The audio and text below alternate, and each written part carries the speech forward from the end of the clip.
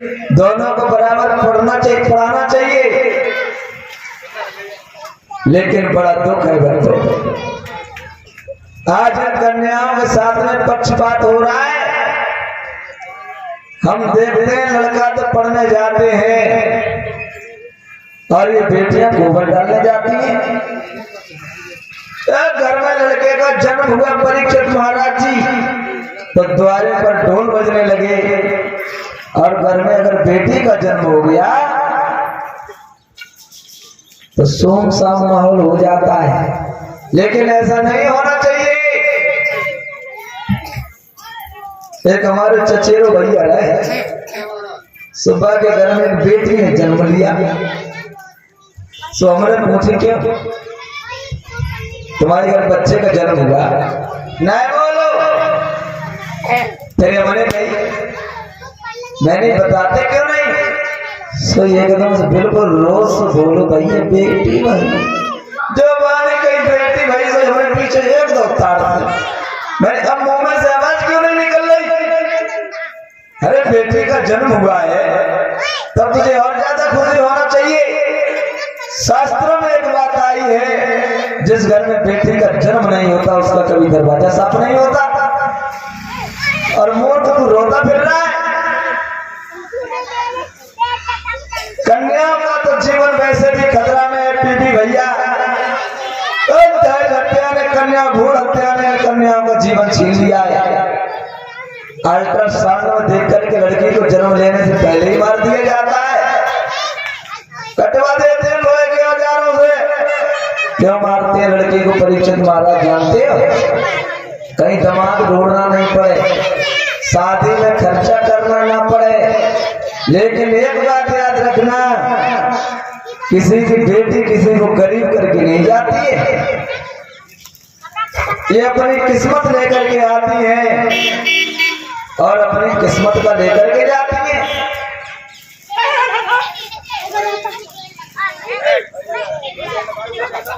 बेटियों की संख्या में बड़ी कमी आ रही है परीक्षित महाराज जी। अभी 2019 में एक सर्वे हुआ था, उसमें सबसे ज्यादा बेटियों की हत्या हो रही है भक्तों हरियाणा प्रांत में। सबसे ज्यादा अगर बेटियों की संख्या कम है तो हरियाणा में। बाप 100 लड़का है तो 50 लड़कियां हैं।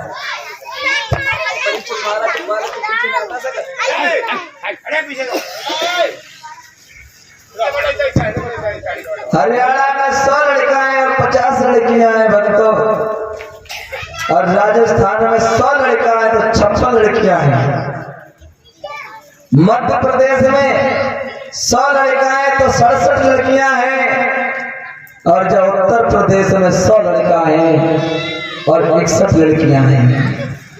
39% संख्या यूपी में बेटियों की कम है। अब तुम क्या बताओ, 100 लड़का और 61 लड़कियां, जो 39 लड़का दूल्हा बन के कहां गए? कहीं नहीं जाएंगे। अगर बेटियां नहीं बची तो ये देश नहीं बचेगा परीक्षित महाराज। लड़की वो करके दिखला सकती है जो लड़का कभी नहीं कर सकता।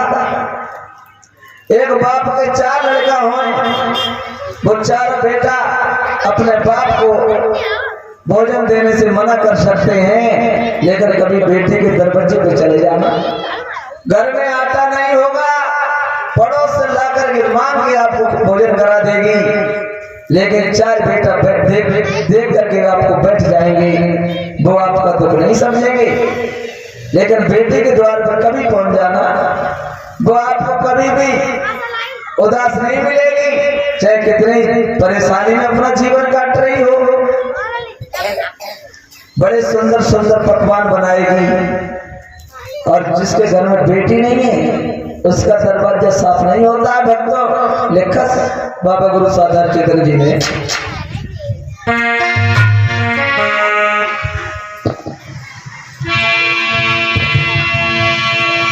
ये लड़कियां चाहे तो सारे जग को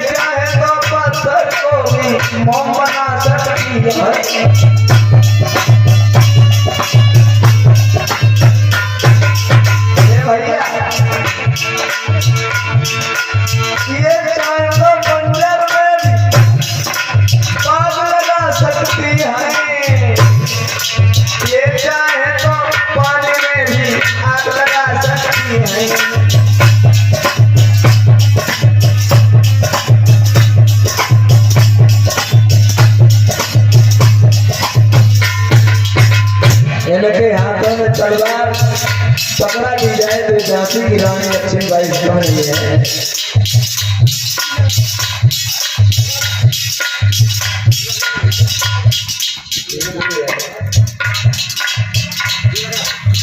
और जो दुश्मन की छाती पर बैठ करके खून पी जाए, लेकिन सब ये चाहते हैं लड़का हमारे हो और बेटियां पड़ोसी की हो जाए, पड़ोसी की।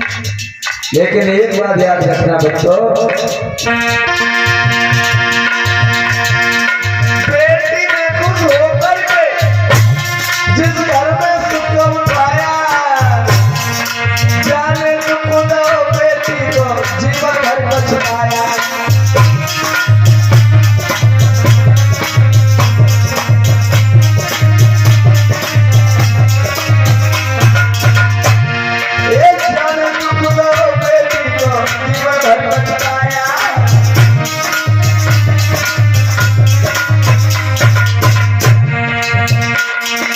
याद रखना बच्चों, धन दौलत और इज्जत पर सत्यानाश कराया। ओ बेटी को हर जन्म से पहले पाप ने मार गिराया। ओ बेटी को हर जन्म से पहले पाप ने मार गिराया।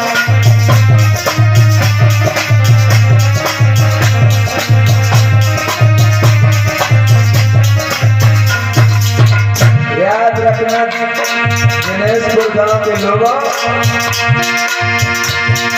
दिनेशपुर गांव के लोगों, लालू की बात का ध्यान रहे। दो भरनी से समझो भाइयों, देवों का इंसान रहे।